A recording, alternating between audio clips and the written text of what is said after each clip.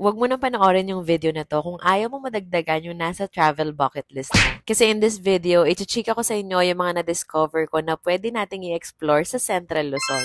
I was so privileged na makasama sa 11th Philippine Experience Program ng Department of Tourism and inikot namin yung 5 sa 7 probinsya ng Central Luzon. Nakapunta kami sa Bataan, Zambales, Pampanga, Tarlac, and Bulacan. And as someone na taga Central Luzon din, ngayon ko lang nalaman na ang dami pala nating pwedeng i-explore sa region, lalo na ngayong holiday season, and yun yung isi-share ko sa inyo. So, day 1 tayo. First stop namin is yung Bataan Provincial Tourism Office sa Balanga, Bataan. Ang warm ng welcome ng mga taga-Bataan. Nag-prepare din sila ng mga performances and breakfast na Paskong Pinoy feels talaga. So, may onting program kasi dito winelcome lahat ng delegates.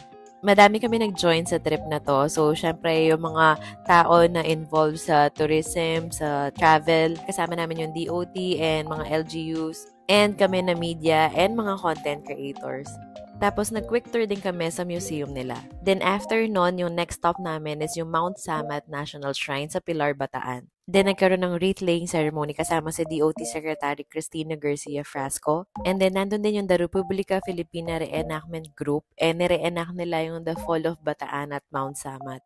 Isa yung Mount Samat National Shrine sa mga must-visit pag pupunta kayo sa Bataan. It's a memorial complex in the Philippines that honors Filipino and American soldiers who fought in World War II. And bago kami umalis doon, pinatikim din nila yung mga local meriendas nila. So from Mount Samat, dumiretso kami sa Bagak, Bataan. And dito kami pumunta sa Las Casas Filipinas de Acozar. Tagal na rin tong nasa bucket list ko, kaya ang saya ko na finally na-experience ko. And dito na kami nag-lunch. Ang sarap ng mga pagkain, lalo na yung mga seafood. Then after namin mag-lunch, so sumali kami sa cultural walking tour. Tapos tinry din namin yung balsa tour. So para kang nasa ibang panahon, kada pasok namin doon sa mga restored heritage houses. And bukod sa ang scenic ng lugar, ang dami kong natutunan tungkol sa history. So definitely a must visit. And then after sa Las Casas, dumiretso kami sa Zambales, pumunta kami sa Subic Bay. And for me, isa sa highlights sa trip na to is yung Sunset Yacht Cruise. Ang relaxing talaga manood ng sunset. And isa talaga to sa mga must-try activity kapag nasa Subic kayo. And then after noon, dumiretso kami sa Adventure Cove. Dito pa rin yan sa Subic. Napanood din namin yung Aita Jungle Survival Demo. Tapos dito na din kami nag-dinner.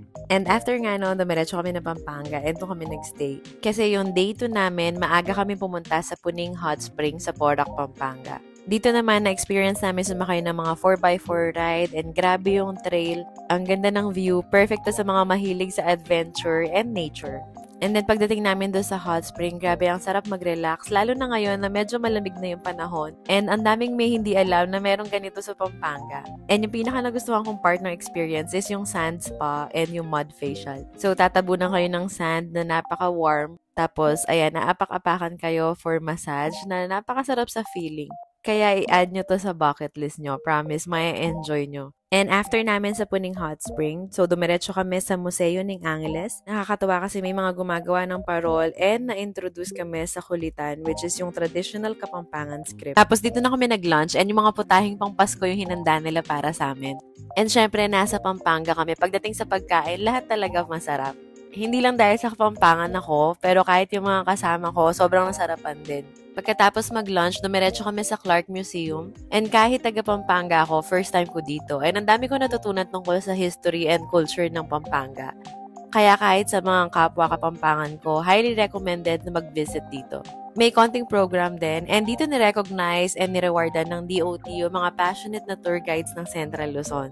And then after namin sa Clark, next destination namin is Tarlac. So dumiretso kami dito sa Tarlac Provincial Capital. Siyempre, napaka-warm ng welcome nila. Plus, hindi mawawala yung pamerienda. Merong tupig, bibingka, ube, sobrang festive and Paskong-Pasko yung vibes. Kilala din yung Tarlac sa kanilang Belenisimo tuwing magpapasko. Kaya ramdam na ramdam mo din dito yung holiday spirit. Pumunta din kami sa diwa ng Tarlac Museum kung saan nakita namin kung gaano ka-artistic yung mga taga-Tarlac. Ang ganda ng mga naka-exhibit. Kaya nakaka-inspire yung creativity nila. Marami rin pwedeng pasyalan dito sa Tarlac. Pagkatapos ng visit namin sa Tarlac, so bumalik kami ng Pampanga and pumunta kami sa Magalang, Pampanga para sa Lubenas ng Pasko. Ito yung prosesyon ng mga parol na inaabangan yearly.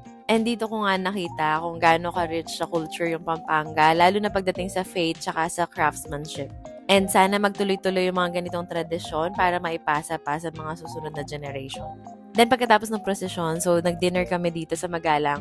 Syempre, masasarap na Kapampangan dishes ulit tulad ng bulanglang, buro, bringhe, and marami pang iba.